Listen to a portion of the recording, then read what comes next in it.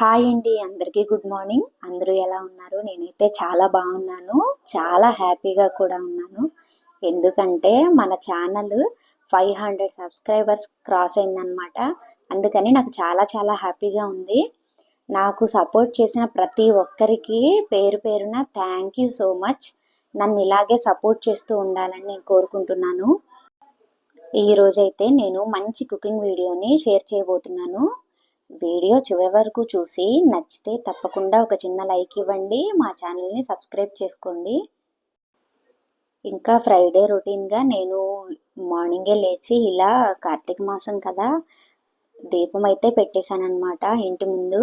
మార్నింగే లేచి ఇలా తులసమ్మ ముందు కూడా దీపాన్ని పెట్టేసుకున్నాను. ఇంకా తర్వాత అయితే ఇంకా నేను పూజా మందిరంలోకి వెళ్ళి నేను పూజ అయితే కంప్లీట్ చేసేసుకున్నాను. ఇంకా మ్యాక్సిమం పూజ అయితే చెప్పాను కదండి అంతకుముందే 6 లోపే కంప్లీట్ చేసుకుంటాను అని చెప్పి. 1-2 రోజులు లేట్ అవుతుంది, కానీ మ్యాక్సిమం నేను 6 లోపే పూజనంతా కంప్లీట్ చేశానమాట. ఇంకా నాకైతే ఈరోజు చాలా హ్యాపీగా అనిపిస్తుంది. ఎందుకంటే 500 క్రాస్ అయిందంటే నేనే నమ్మలేకపోతున్నాను. ఛానల్ స్టార్ట్ చేసి 3 మంత్స్ కంప్లీట్ అయిపోయింది. చాలా మందికి 3 మంత్స్లోనే అంత అయిపోతుందని చెప్పి అంటున్నారు. కానీ నేను అంత తొందరగా నాకు కూడా వచ్చేయాలి అనే ఆశ అయితే నాకు లేదు. కీప్గా కామ్ గోయింగ్గా వెళ్దామని చెప్పి నేను అనుకుంటున్నాను. నా వీడియోస్ అన్నీ మీరు చూసి నచ్చితే తప్పకుండా లైక్ ఇచ్చి నా ఛానల్ని అయితే సబ్స్క్రైబ్ చేసుకోండి. ఇంకా 500 సబ్స్క్రైబర్స్ క్రాస్ అయ్యారని చెప్పి మా వారైతే చెప్పకుండా వెళ్ళి చిన్న కేక్ అయితే తీసుకొచ్చారు. దాన్నే నేనైతే పిల్లలతో కట్ చేయించాను. నాకన్నా మా శ్రీతకే చాలా హ్యాపీగా అనిపించింది. ఎందుకంటే అసలు ఛానల్ స్టార్ట్ చేయమని చెప్పి అన్నది తనే.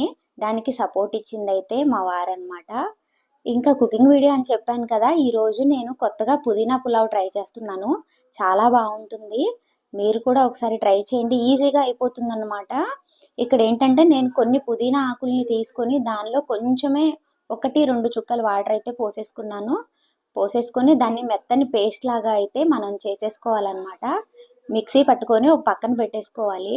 తర్వాత నేను కొంచెం బాస్మతి రైస్ని నేను ముందుగానే ఉడికించేసుకొని ఉంచుకున్నాను. ఇలా నేను రైస్ని అయితే ఆరబెట్టేసుకున్నాను అనమాట. పొడి పొడిగా ఉండడానికి ఇలా ఆరబెట్టాను. తర్వాత నేను ఒక క్యారెట్, ఒక బంగాళదుంప, ఒక 2 పచ్చిమిర్చి, ఒక ఉల్లిపాయ మీడియం సైజ్ది కట్ చేసుకున్నాను. దీనిలో పెద్దగా కూరగాయ ముక్కలు ఏమి అవసరం లేదు, అందుకే నేను ఒక్కొక్కటి కట్ చేసుకున్నాను. తర్వాత ఇక్కడ నేను ఒక గిన్నె తీసుకొని దానిలో ఒక స్పూన్ నెయ్యి అయితే వేసాను. నెయ్యి కొంచెం వేడైన తర్వాత దానిలో నేను కొంచెం ఆయిల్ అయితే యాడ్ చేసుకున్నాను. ఇది రైస్కి మనం సరిపడా ఆయిల్ని అయితే మనం యాడ్ చేసుకోవాలి. ఇంకా నేను ఆయిల్ని కూడా యాడ్ చేసుకున్నాను. అది కొంచెం వేడైన తర్వాత ఇప్పుడు పులావ్ దినుసులు ఉంటాయి కదా, లవంగాలు, దాల్చిన చెక్క, ఇవన్నీ వేసేసుకున్నాను అనమాట. యాలకులు ఇవన్నీ వేసేసుకొని కొంచెం వేయించుకున్నాను. తర్వాత దీనిలో కూరగాయ ముక్కలు కట్ చేసి పెట్టుకున్నాం కదా, ఆ కూరగాయ ముక్కలు మొత్తాన్ని మనం వేసేసుకోవాలి. ఈ కూరగాయ ముక్కలన్నిటిని మనం ఇలా ఒకసారి గరిటతో తిప్పుకోవాలన్నమాట. ఇంకా తర్వాత దీనిలో మనం కొంచెం సాల్ట్ యాడ్ చేసుకోవాలి. కూరగాయ ముక్కలు తొందరగా కుక్ అవుతాయి కదా, అందుకని సాల్ట్ యాడ్ చేసుకోవాలి దీనిలో. తర్వాత దీనిలో కొంచెం అల్లం వెల్లుల్లి పేస్ట్ కూడా నేను యాడ్ చేసుకున్నాను. ఇంక ఇప్పుడు మొత్తాన్ని కూర ముక్కలకి పట్టే విధంగా ఇలా నేను మొత్తం కలిపేసాను అనమాట. ఇలా మొత్తం కలుపుకొని కూరగాయ ముక్కలన్నిటినీ మనం వేగనివ్వాలి. ఇవి కుక్ అవ్వడానికి మనకు ఒక 5 మినిట్స్ టైం పడుతుంది. మూత పెట్టుకొని కుక్ చేసుకుంటే తొందరగా అయిపోతుంది. ఇవి కుక్ అయిపోయిన తర్వాత మనం ముందుగా పుదీనా పేస్ట్ మిక్సీ పట్టుకున్నాం కదా, ఆ పుదీనా పేస్ట్ని అయితే నేను ఈ కూర ముక్కల్లో అయితే వేసేసి మొత్తం ఒకసారి గరిటెతో పుదీనా పేస్ట్ అంతా పచ్చివాసన పోయే విధంగా మనం మొత్తం ఇలా కలిపేసుకోవాలన్నమాట. ఇలా మనం ఒక 2 మినిట్స్ అయితే మనం దీన్ని కుక్ చేసుకుంటూ ఉండాలి.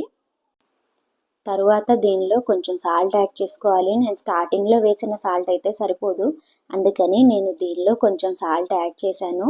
సాల్ట్ యాడ్ చేసిన తర్వాత మళ్ళీ మనం మొత్తం ఒకసారి కలుపుకోవాలన్నమాట. మనకి తెలుస్తుంది పచ్చివాసన పోయేంత వరకు మనం ఇలా కలుపుకుంటూ ఉండాలి. మనకి స్మెల్ అనేది మారుతూ ఉంటుందన్నమాట. అలా మారుతూ ఉన్నప్పుడు మనం ఇంకా అది కుక్ అయిపోయిందని చెప్పి మనం అనుకోవాలి.